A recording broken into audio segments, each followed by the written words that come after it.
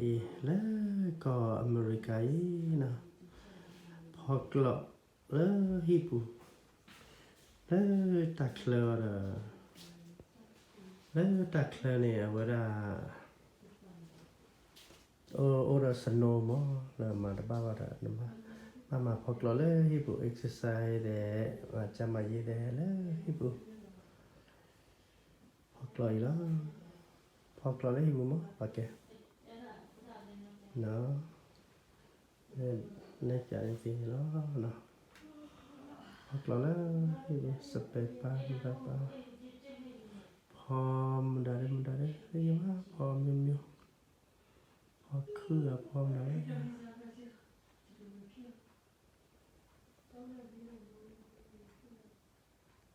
ตาละ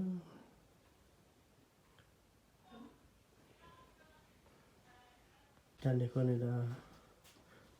วันละตักเสกสาวตักเสกสาวเนี่ยตักชุดตักชาเลยตัวโอ้มั้งเนาะแต่หาเราเนี่ยโอ้ก็เสกสาวดีเอาไว้ละถ้าตาเราเนี่ยเบลล์เสียวะดีต่อเนาะโอ้ตาเราเลยว่าดีต่อตาเราเลยปัวบุลมั้งเนาะกว่าดูนี่เนาะ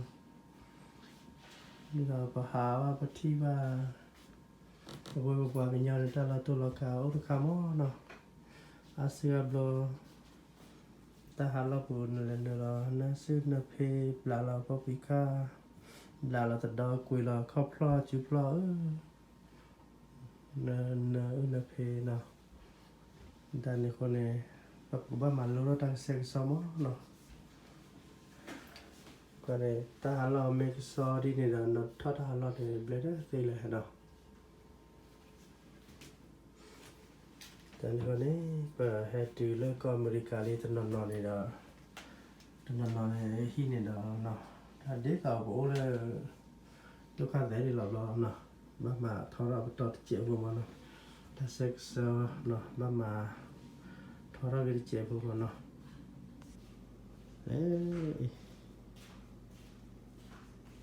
ที่มือขอบโอ้เด้อที่ทูว่าทูโอ้เด้อพอโอ้เด้อตับพอชิโนก็อเมริกาได้แล้วแต่เราโอ้เด้อสนุกและฮิบุนมากกว่าเดี๋ยวมันที่ว่าจะพอเลยมั้ยก็เลยฮิบุนมา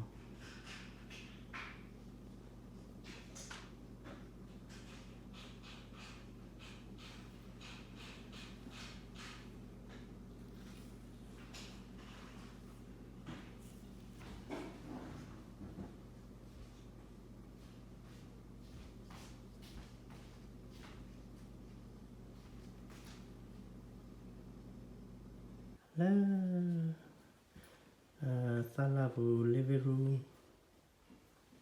นะส่วนในบ้านซาลาบูโอ้พอกลอแล้วก็เราโอ้เด้อแล้วสายะนะตุ้มมือตามมือนะตาเนี่ยพอโอ้ยเมียวนะ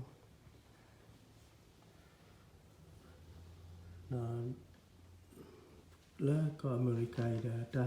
นักตู้พอนักตู้ราจะมีเอาไว้แล้วตาเคยรู้ในสนุกเราว่าสิเนี่ยตาเนี่ยคนนั้นตู้เด้อพี่ปูนะ